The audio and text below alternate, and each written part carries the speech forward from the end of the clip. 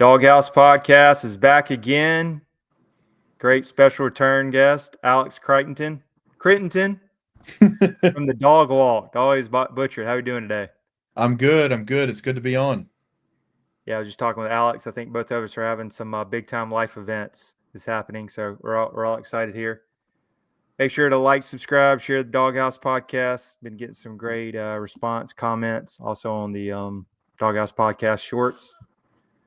So, Alex, Georgia had a good get right game with, I wouldn't say dominating performance, but kind of like what they should have did, 35-14 over Kentucky last week. I think Mm-hmm. everybody was a little nervous about being a noon game, but thought they came out right away, punched them in the mouth, and did what they were supposed to against a lesser team. What was your thoughts on the 35-14 win? It's always a good sign when your backup quarterback goes in the third quarter.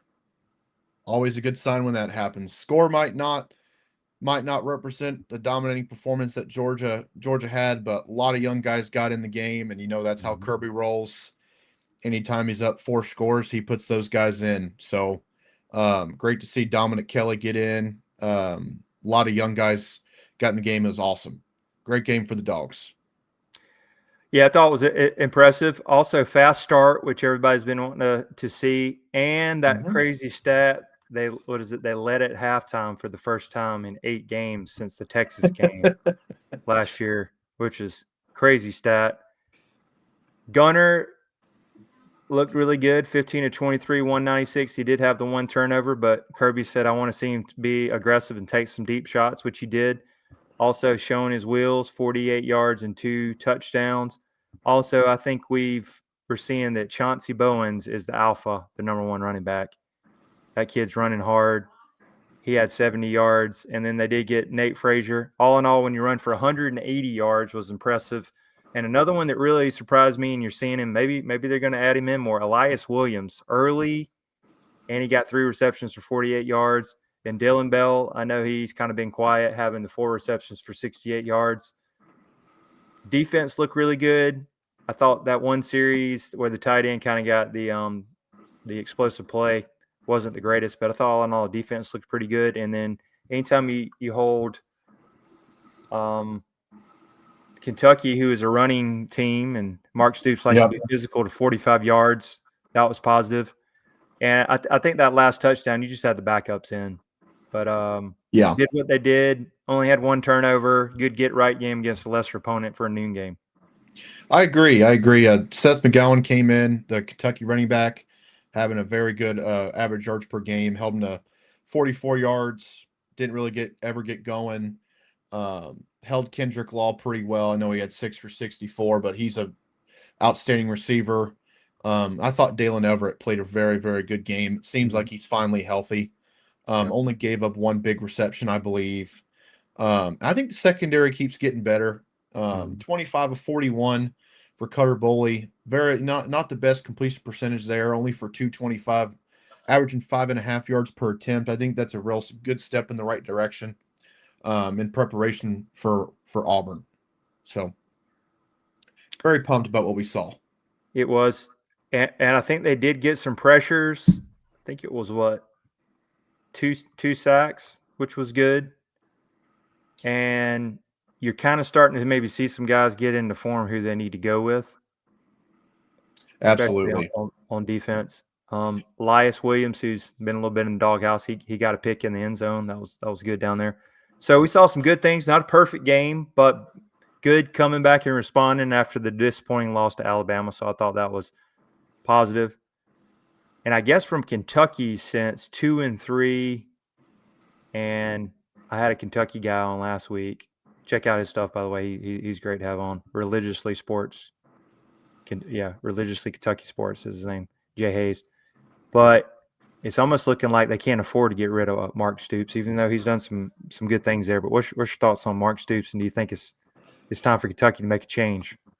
So number one, I think the job that Mark Stoops has done at Kentucky, and obviously I was born in Louisville, so obviously I know a lot about Kentucky sports. So never grew up a Kentucky fan, was more on the Louisville and Georgia side of things. But Mark Stoops has done a tremendous job at Kentucky. He's given an uphill battle in the SEC, where you have some of the best recruiting at Georgia, now in Texas, you have great recruiting in Tennessee, Alabama, and he's in Kentucky. Kentucky high school football, is good, but it's not Georgia high school football. So he's fighting an uphill battle there. And, to have a couple 10-win seasons in there, to, have, I think he rattled off almost 7 straight bowl appearances there. But I think the time has come to an end. I think the style of football that they play can be a little hard with the current times now. These teams are so good at stopping the run now, like Texas, Georgia, Florida this year. Alabama's had their ups and downs in stopping the run, but for the most part, the big boys up front for Kentucky just haven't been on the same level there. And I think it is time for a change there. I don't know if it's going to happen or not, but I think Kentucky fans do need to be careful about who they potentially can get and who is a possibility to get, because you could see, depending on how Florida season goes, Napier could be out. Florida's a better job than Kentucky, if you're in the coaching carousel with them. A lot of other programs have hot seats. Like if Auburn doesn't turn around, that's a better job than Kentucky. So they got to be careful with the way they want to go. But I think Kentucky's program has a lot of potential. And I think Mark Stoops done a good job, but it definitely could be time for a change. Yeah, completely agree. And I think they got the resources there, but they're also been a quarterback away. Never had that top tier quarterback, and I think that's kind of held them back. I know they want to run the ball, but you got to have explosive play. So that is. Side note: the way I said last week, shameless plug here. If they let go of Mark Stoops, and let's say Glenn Schumann goes for his next head coaching gig, I wouldn't mind him at defensive coordinator because Kentucky usually has scrappy defenses. And I know him and Kirby are close, and it'd be great to have another head coach in that. I know everybody loves Mark Stoops, but I would take Mark Stoops. I'd take Mark Stoops in a heartbeat as the Georgia D coordinator at Georgia. Right.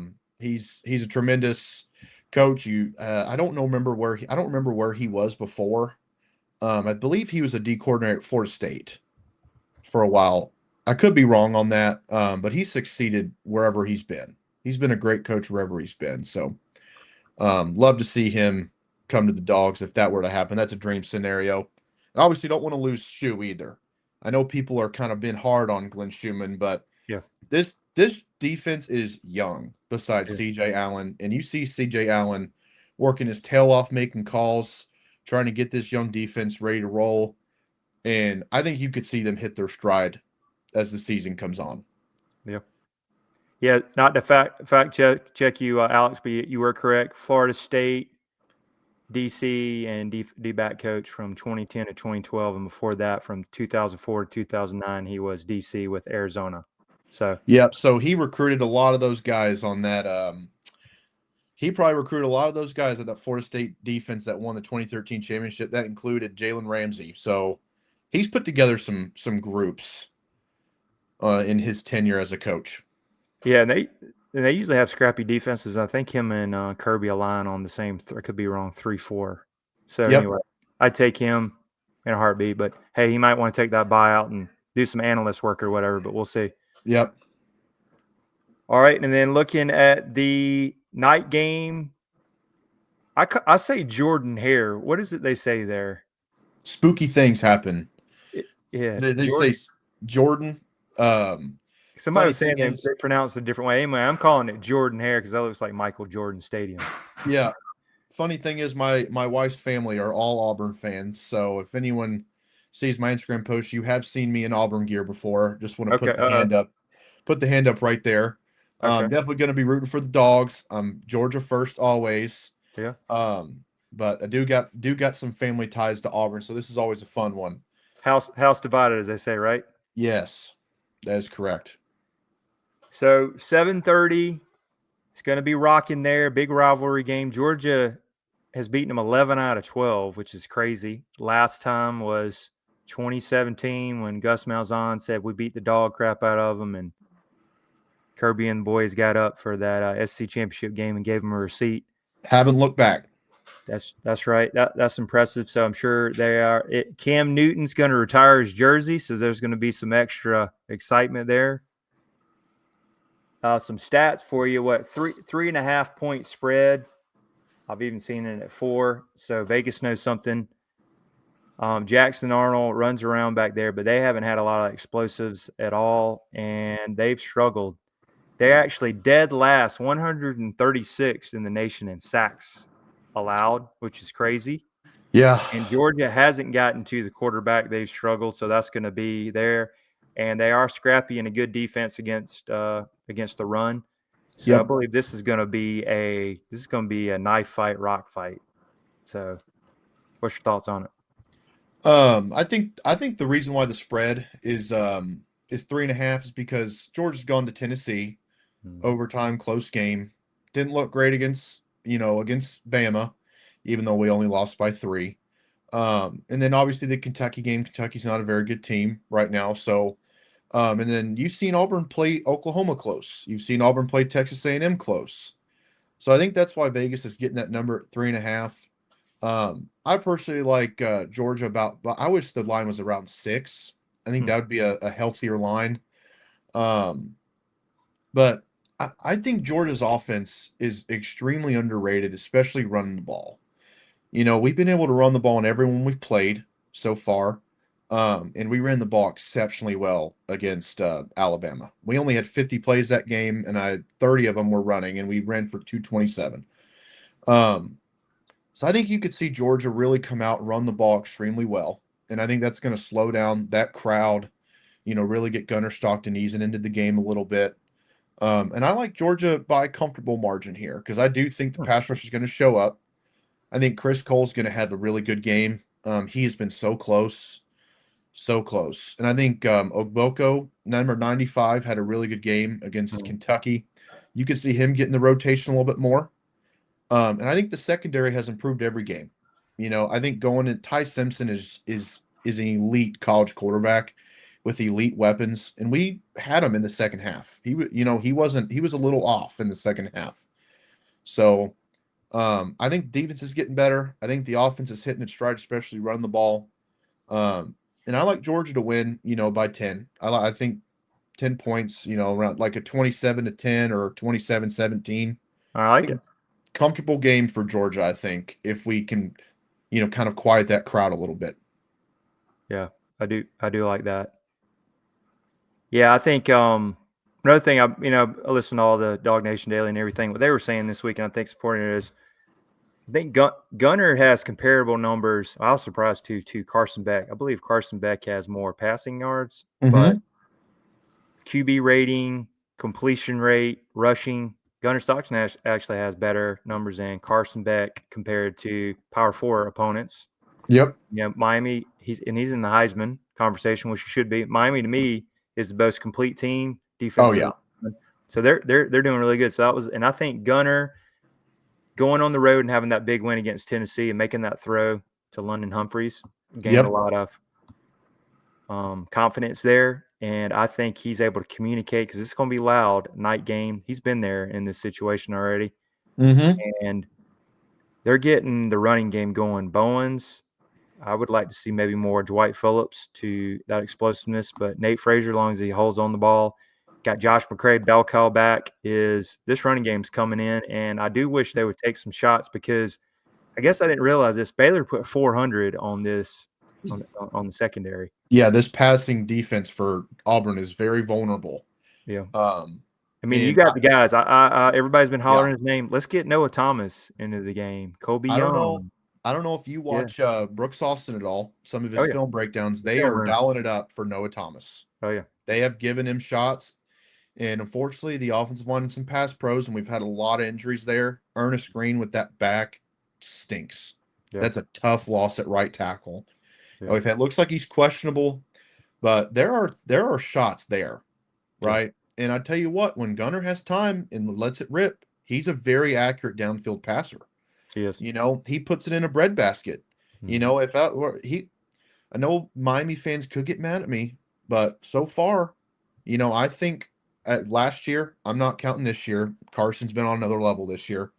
But last year, Carson could not hit the deep ball. This year, Gunner's done it on a regular basis. And if it weren't for one drop, by Taylor, young freshman mistake, don't hold it against him. It's a tough spot. He's put it in the breadbasket for these guys. So you give Stockton time, he can really hurt you with his arm, you know. Yeah. But that's the thing. Auburn's pass rush is is pretty good. Their defensive front, is very, very good. So you got to weather the storm. If you're the O line, you got to show up in pass pro. Yeah. Yeah, completely agree. I'm going to go a little closer on this just because weird things happen there, and they got a good defense. But I think Georgia with a late score, I'm going to go 24-21 in this one. I just think it's going to be close. This is going to get out, as we know in the last year, Georgia fans got to get out the bourbon game on this one. It's going to be stressful. So I just want them to hang in there 24-21. It's going to be loud. I'd love to jump up on them quick. But you can't let Jordan Hare get in the game because that place is always loud. And I always hear the way it's kind of set, it like elevates, that it's just really loud there. I mean, But, I've been to a couple games there. Yeah. I was actually at the Iron Bowl with my wife's family with when Milroe threw the touchdown on 4th and whatever. Wow. That I still go back to that game. If Auburn or if Alabama loses that game, I think Georgia could have possibly three-peated. But I was at that game, and I went to an LSU Auburn game during Brian Harson's last year, and I mean that place gets loud. That fan base is strong. That stadium is the environment is incredible. Great place to play some football. Field always looks gorgeous, so I'm really excited to see how it looks at night and to see Georgia go in there and hopefully get a win. Yeah, we both like Georgia in that one. Also, I wanted to ask, because we asked about Mark Stoops, if could we be putting the nail in Hugh Freeze's coffin if Georgia beats them? So they'll be 3-3. I think Hugh Freeze at least has the next year too. I don't think they're gonna let him go because they have improved. Over the last, I know they've just had tough quarterback situations, and he has really missed on the offensive line this year because there were reports in camp that he was confident in the O line, and it has been tough. They have not shown up. It would be classic for them to show up this week. Of course, like how Alabama always plays perfect against Georgia and doesn't have any penalties. It could be the week that they show up, but I think Hugh Freeze still has at least a year left there. Okay. All right, If Alex not, likes that'd Mark Stoops and Hugh Freeze. They're going to get one more year, which is fine by us. But okay, good. That's good to know. You could see Schumann go to Auburn if he does. I think that'd be the place where Schumann would go. That'd be interesting. Yeah, I kind of feel like he's waiting for that kind of it's good SEC team kind of setup. He's an SEC guy. He ain't going to go up north. He's not going to go out west. Yeah. He's waiting. He's going to take a Auburn, Florida. I don't think he'd take Kentucky. I think you're in a better spot sitting at Georgia than you are going to Kentucky. Yeah. But you could see him go to Auburn or Florida if he gets an offer from there. Interesting. And then real quick, good slate of games this weekend. Any ones that you're looking forward to? For some reason, I know just because I'm still salty about Alabama. Do you think Missouri, who's quietly good, getting Alabama on the road at 12 o'clock, and I think it's 11 o'clock a.m. kick there. What do you think out there? That line has dropped. That line was 3.5. It's dropped to 2.5. It's like Ahmad Hardy is a great back. He's the best back in the SEC. But even though I'm a Georgia, I am so confident in Ty Simpson's ability to play. He's impressive. His veteran leadership. I think an NFL team is going to be incredibly happy to get him. I think he's poised, he's confident, he steps up, got great pocket presence, and I think that travels. But if Alabama does want to go far in the play, they got to find a run game. I think that's their biggest weakness. But I mean, if Ty keeps throwing for 300 yards a game, couple scores, and that defense keeps playing pretty good, they're going to win a lot of games. So I like Alabama close in that game. I think it's like a 27-24 game. But Missouri could come out and beat them. Every week in the SEC is tough. Yeah, and I know Alabama was a little susceptible against the run, so yeah, Missouri could get it going. Yeah, I guess the other one real quick because it is game day. It's going to be Indiana against Oregon. Number 7 Indiana against Oregon. Also, that's going to be 6 a.m. for those game day people, man. That's going to be crazy. Get your caffeine or whatever gets you going, man. That's early. They'll probably be in the dark. Yep. That's crazy. But that point spread is Oregon 6.5. Who you liking that one? Is Indiana for real, or is it the just most kinda play underrated quarterback in the country Mm. plays for the Indiana Hoosiers? Fernando Mendoza is excellent. Really? He is an excellent quarterback. Now I don't know if he's going to have enough to beat Oregon, but I think Indiana's going to keep that game really close. I think they're better than they were last year, because I think Mendoza is a baller. I think he's fantastic. And Georgia actually had him at a couple practices last year before Really? they officially went with Stockton, and Fernando decided to go to Indiana. What you think he would have went to Georgia if they give him the green light? If they gave him the green light, he might have. But he's in a good offense there with. Where'd he come from? Transfer? He was at Cal. Really? I believe he was at Cal. But Fernando's a player, man. That's a good quarterback to look at. It'll be his first really big game. He's excellent. Wow. I think he's very good. He's an older guy, I believe. 16 touchdowns, 1 pick. That's impressive. Yeah, he's a good player. He's a very good player. I could see him winning that game, man. I could see Indiana pulling that one out. Wow. Yeah. Even though Dante Moore, the quarterback on the other end, is just as good. It's gonna be a good one. 3:30 too. Yeah. Man, that'll be 12. That'd be what, 12:30 for them. 12:30 kick. That's early. Yeah, man, that'd be a good one to watch. And yeah, good slate of games. Oh yeah. How you feeling about Oklahoma, Texas? Is Materia going to play? Wasn't there a rumor you think he's out? I have a hard time. It's a risk that he's not going to play. I have a hard time believing he's not going to play that game. I keep hearing that defense is good, man, and just Arch looked lost last week. How was that? I didn't really pay attention. How'd the Oklahoma backup quarterback look? He was fine. It was the same kid who beat Alabama last year. Haskins. Really? I think so. They beat Kent State 44-0. Yeah, it was Michael Hawkins Jr. He was the same guy that was that beat Bama last year. Huh. Interesting. Yeah, he was. Yes, that defense, man. I know it's rivalry is crazy. I don't know. Just Texas had some problems last weekend. I hear this Oklahoma defense legit might be the best D line in SEC. Is what I hear. So yeah, that's what I've heard as well. Problems. I can see it being close, but it might be a rock fight. They had 10 sacks against Auburn, man. I do think that's going to be a low-scoring fight, because that Texas defense, after getting kind of embarrassed last week, is going to come out playing some football this week. Even if Mateer plays or not, I could see that being like a 20-13 game. Maybe a defensive score kind of blows that game open. But that's going to be a good one. I'm pretty pumped for that game. Yeah, that's Texas minus 1.5. Interesting. It's almost like Vegas is begging you to pick them. I think it's just a pick 'em game. I think that's what it should be too. I think that's going to be an absolute. It's going to be a great football game, great defensive football game. Red River Rivalry should be the shootout. Is that still played in the same place at the Where's it played at again? I should know that. I think it's a Cotton Bowl. That's right. Is it? Yeah, Cotton Bowl. Yeah.